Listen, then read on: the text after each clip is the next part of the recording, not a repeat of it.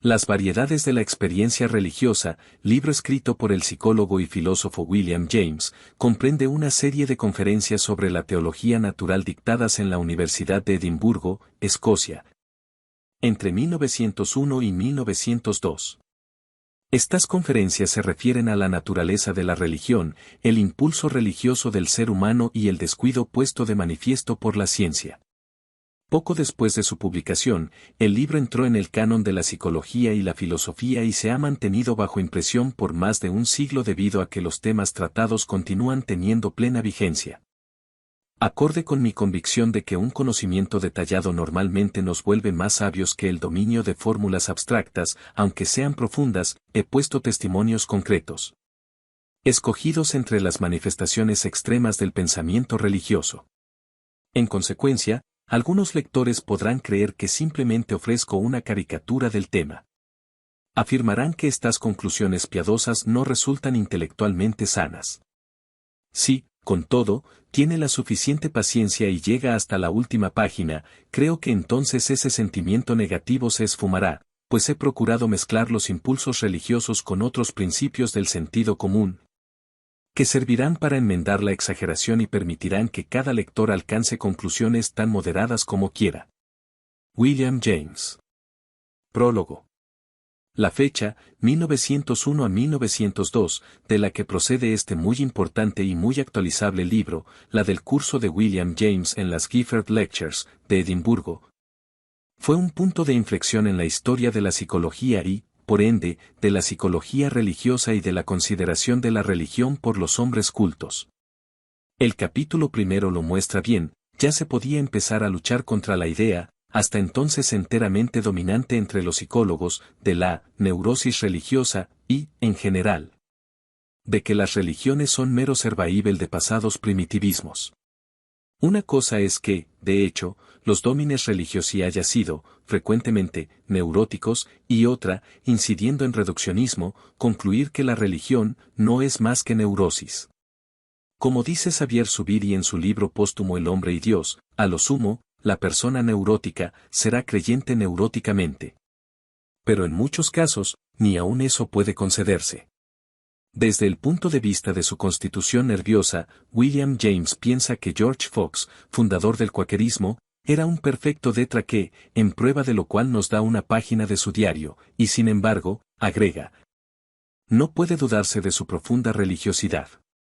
Y, continúa arguyendo, lo que nos importa de Santa Teresa es su teología mística, y no las manifestaciones patológicas de su psiquismo. ¿Por qué este cambio de evaluación, este giro producido en la psicología de la época? El espiritualismo del fin de siglo, comenzado en la literatura, se extendió hasta la ciencia. Los personajes de Dostoyevsky, y, entre paréntesis, recuérdese también a Galdós y su evolución hasta la espiritualidad de misericordia, intensamente neuróticos, eran, a la vez, intensamente lúcidos y, cada cual a su modo, intensamente religiosos. Por eso mismo, William James pensó que esos estados de borderline insanity, cuando se dan unidos a una alta calidad intelectual e intuicional, pueden proporcionar experiencias privilegiadas.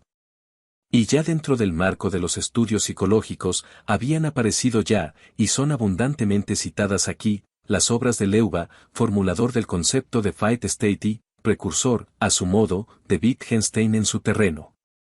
Afirmador de que lo importante de Dios no es su conocimiento, sino su uso, el libro de Strabruck sobre la conversión y los ensayos de Miers, donde se convierte en cuestión central el subconscious self o conciencia subliminal. Lo que James, siguiéndole, tiende a denominar ambiguamente, automatismos. Y a este propósito, y como verá el lector, el nombre de Freud aparece ya citado. Desde el punto de vista del estudio de la fe, no siempre se valora suficientemente lo que, como apertura de espíritu, supuso el pragmatismo con su will to believe o voluntad de creer, al transferir, total o parcialmente, a la funcionalidad, a la utilidad, al uso, y la acción, el valor de verdad. Es, piensa James, la gran ejemplaridad de los santos, los frutos de su vida, en tanto que autores o acrecentadores de nuestro patrimonio de bondad, su cas value, la conexión orgánica de pensamiento y conducta. Mas el tema capital de William James en este libro es, a mi parecer, el de su concepto antipositivista, antimaterialista, antiobjetivista, de experiencia. Los elementos, egotísticos, como él los llama, no pueden ser suprimidos porque el mundo de nuestra experiencia no es reductible a los objetos científicos, que son solamente ideal pictures, representaciones abstractas, ajenas a nosotros mismos, en tanto que el inner state is our very experience itself. El objeto del presente libro es, puntualiza su autor, la religión personal, los feeling, acts and experiences of individual men in their solitude, con exclusión de la institucional y eclesiástica, es decir, de su carácter comunitario, como si la religión personal no recibiera su concreción de su sentido comunitario, o de la carencia de sentido comunitario. Y, por esto último, adelantándose al giro religioso actual de lo que sus compatriotas, sociólogos de la religión, han llamado la religión invisible. La religión personal es, piensa James, experiencia, susceptible, sí, de estudio científico, pero no de teología. En esta línea se demanda, frente a esta, una ciencia de las religiones, demanda atendida en las nuevas universidades, particularmente las de Oeste, con el relevo de las Divinity Schools por los departamentos de estudios religiosos. Homo religiosus, en sentido amplio, es todo el que toma en serio el mundo y la vida, por tanto, también, según James, el ateo que lo es con seriedad. La expresión religiosa es, dice el autor, solemne, siempre. Y el ateo se diferencia del religioso en que carece del sentimiento, de esa experiencia. Y, por ello, el punto de partida del estudio ha de ser el de la realidad de lo unseen. Se da por supuesto aquí, como siempre según Zubiri, que saber es ver. A continuación, rindiendo tributo a esa época de la que, lo decíamos al principio, se viene, el autor estudia sucesivamente la religión del alma sana, las religiosidades, entonces, modernas, de la Mind Cure. El New Thought y su versión cristiana o Christian Science, la religión o experiencia religiosa del alma enferma y la de la personalidad dividida, las dos almas, de San Agustín. Considera después, desde el punto de vista psicológico, el fenómeno de la conversión, la santidad de su tipología y su evaluación y, en fin, el misticismo. El libro se cierra con unas reflexiones filosóficas en las que aparecen las dudas del autor en cuanto a la inmortalidad personal y la manifestación de su inclinación por la hipótesis pluralista o, dicho llanamente, por el politeísmo de lo que llamamos Dios. En suma y como al comienzo insinué, esta obra, muy importante históricamente, es susceptible de una lectura que la actualice, sobre todo, pienso, si quien la lleva a cabo la simultanea, como yo mismo he hecho. Al releerla para este prólogo, con la del libro de Xavier Zubiri, El hombre y Dios. José Luis L. Aranguren. Abril de 1985. Nota sobre la edición.